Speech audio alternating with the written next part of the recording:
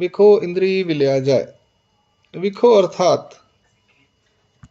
अर्थात कर्म भूमि कौमा अष्टोदेव यानी कौमा अंतराल स्वर्ग कौमा स्वर्ग, इन 4 स्थानों की 72 कोटि देवताओं के मल। इन 4 स्थानों की 72 कोटि देवताओं के मल इंद्रिय विलय जाए अर्थात फूट जाते हैं। वह इंद्रिय मल के सदृश हो जाते हैं, फूट जाते हैं और इंद्रिय मल के सदृश हो जाते हैं। वह पहले पढ़ लो, सारा कुछ किताब में लिखा हुआ, आपको समझ आ जाएगा। मैं आपको मतलब लिखा रहा हूं, आप पूछी जा रहे हो बार बार। हाँ, क्या है? विखो अर्थात कर्म भूमि अष्टोदेव यानी अंतराल स्वर्ग, इन 4 स्थानों की 72 कोटि देवताओं के मल इंद्रिय विलय जाए अर्थात फूट जाते हैं, वह इंद्रिय मल के सदृश हो जाते हैं। अगला वचन संबंध, इंद्रिय मल वैसे ही रहते होंगे एवं इंद्रिय मल भी फूटते हैं। आंसर, और इंद्रिय मल भी फूटते हैं। चलिए, अर्थ, इंद्रिय अर्थात क्षीराबदी, सत्य, कैलाश, वैकुंठ, इन 4 स्थानों की 9 कोटि सवा लक्ष मल। इंद्रिय शब्द का अर्थ बता दिया यहाँ पे, इंद्रिय किसे कहा गया है। इंद्रिय अर्थात क्षीराबदी, सत्य, कैलाश, वैकुंठ, इन 4 स्थानों की 9 कोटि सवा लक्ष मल। इन 4 स्थानों के 9 कोटि सवा लक्ष मल। ठीक है। अंतःकरणी विलय जाए अर्थात फूट जाते हैं, वह अंतःकरण मल के सदृश हो जाते हैं। फूट जाते हैं, वह अंतःकरण मल के सदृश हो जाते हैं। आगे वचन संबंध अगला, अंतःकरण मल वैसे ही रहते होंगे, फूटते नहीं होंगे। अंतःकरण मल वैसे ही रहते होंगे, फूटते नहीं होंगे। और अंतःकरण मल भी फूटते हैं। अंतःकरण दाह देही विलय जाए, अंतःकरण देही विलय जाए, और अंतःकरण मल भी फूटते हैं।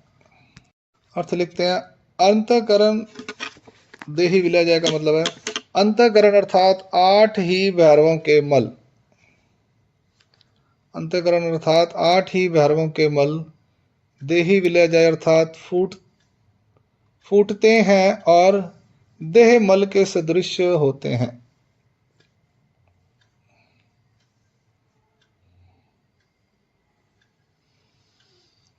फूटते हैं और देह मल के सदृश होते हैं।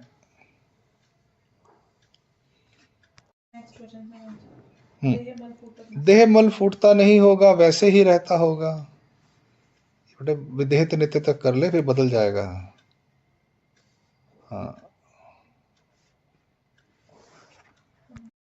हाँ, देह मल फूटता नहीं होगा, वैसे ही रहता होगा। देह विदेही विलय जाए अर्थात और देह मल भी फूटता है। देह मल भी फूटता है।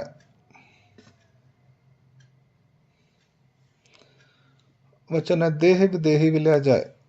अर्थ, देह अर्थात विश्वरूप देवते चा मल, विश्वरूप देवता का मल।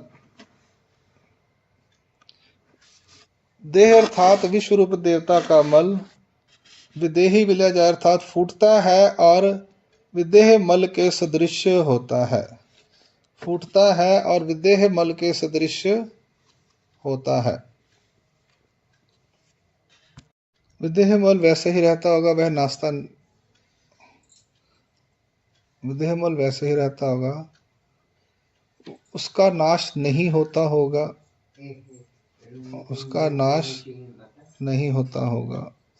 वैसे ही रहता होगा, उसका नाश नहीं होता होगा। विदेह ते नित्य, ठीक है। और विदेह शब्द से माया, संलग्न और आद्यमल इसका निर्देश होता है। विदेह शब्द से माया, संलग्न और आद्यमल इसका निर्देश होता है। उसमें से संलग्न व माया यह नित्य है, उसमें से संलग्न व माया यह नित्य है विदेह मल ब्रैकेट में आद्य मल का नाश होता है। संलग्न और माया यह नित्य हैं। ठीक है, विदेह में तीन बातें आ गई ना, माया को भी विदेह कहते हैं, संलग्न को भी विदेह कहते हैं, आद्य मल को भी कहते हैं। अब इसमें से संलग्न और माया यह नित्य हैं। विदेह मल अर्थात आद्य मल का नाश होता है। अर्थ विदेह अर्थात माया अथवा संलग्न, ते नित्य अर्थात नित्य है। विदेह ते नित्य अर्थात विदेह अर्थात की लिख रही है तो विदेह अर्थात माया अथवा संलग्न, ते नित्य अर्थात नित्य है। विदेह मल नित्य नहीं, उसका नाश होता है। दंडवत प्रणाम। ये पहला जो पार्ट है इसका सरवला ये समाप्त होता है, मलों के बारे में है। अब अगला कार्य रूप में आया देवताओं के बारे में या जो भी है, अब देवताओं के बारे में आएगा। अभी जीव की बात हो गई, मलों की बात हो गई, है क्या अगला वचन संबंध। प्रपंच सूक्ष्म प्रपंच ही विलीन होता है क्या, ऐसे लिखो।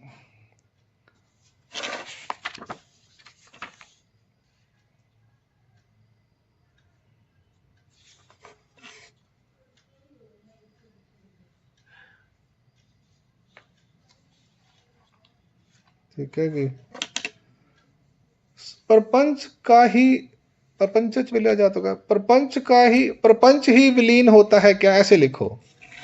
प्रपंच ही विलीन होता है क्या, सूक्ष्म का, वैसे अक्षर में सूक्ष्म मैल रहने दे तो प्रपंच ही विलीन जो लिखा वही लिख। वैसे सूक्ष्म प्रपंच चाहिए यहाँ पे, स्थूल प्रपंच का अभी इसमें से कोई अर्थ नहीं आ रहा।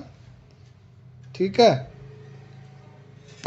एक्चुअल में स्थूल प्रपंच का भी इसी प्रकार से नाश होता है।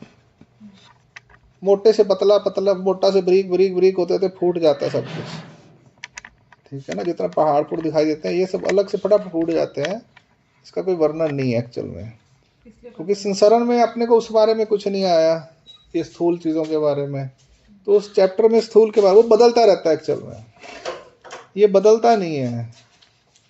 ये मल लग गए तो लग गए, वो जो कार्य रूप में आया है सब दिखाई देता है, पहाड़ नदियां जगह सब बदल जाती है, उसके बारे में कुछ नहीं, इसलिए हम लिख रहे हैं सूक्ष्म प्रपंच ही विलीन होता है क्या। वचन कार्य विद्या कारण विदिष्ठा विलय जाए। एवं और कार्य को आई हुई देवता भी,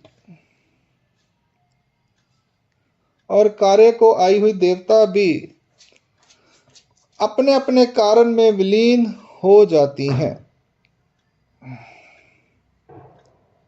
कार्य को आई हुई देवता भी अपने अपने कारण में विलीन हो जाती हैं। अर्थ कार्य अविद्या अर्थात ज्ञान, या अविद्या देवताओं को बोला गया है। कार्य विद्या अर्थात ज्ञान, अज्ञान, शाप, दग्ध, तीनों प्रकार के विग्रह है। ज्ञान, अज्ञान, शाप, दग्ध, यह तीनों प्रकार के विग्रह है।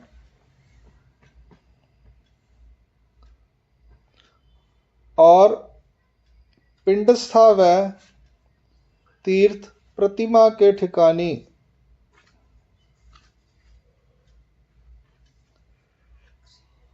जो समर्थ्य है,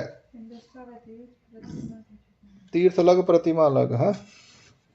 पिंडस्था व तीर्थ प्रतिमा, तीर्थ कौमा प्रतिमा के ठिकानी जो समर्थ्य है उसको कहेंगे कार्य अविद्या। यह अविद्या का मतलब ये यहां पे लिया गया है। कारण अविद्या चठाई अर्थात ब्रह्मंडस्थ मूर्ति के ठिकानी,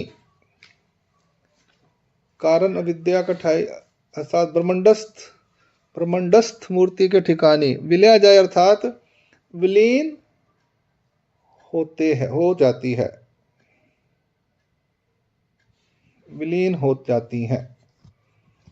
यानी ब्रह्मंडस्थ से सब कुछ निकलता है, पिंडस्था विग्रह, पहले देवताओं के अवतार विग्रह है, फिर पिंडस्थाएं, फिर तीर्थ प्रतिमा में जो समर्थ है, ये सारा ब्रह्मंडस्था मूर्ति से ही आता है और वापस ब्रह्मंडस्थ मूर्ति में ही सब कुछ चले जाता है।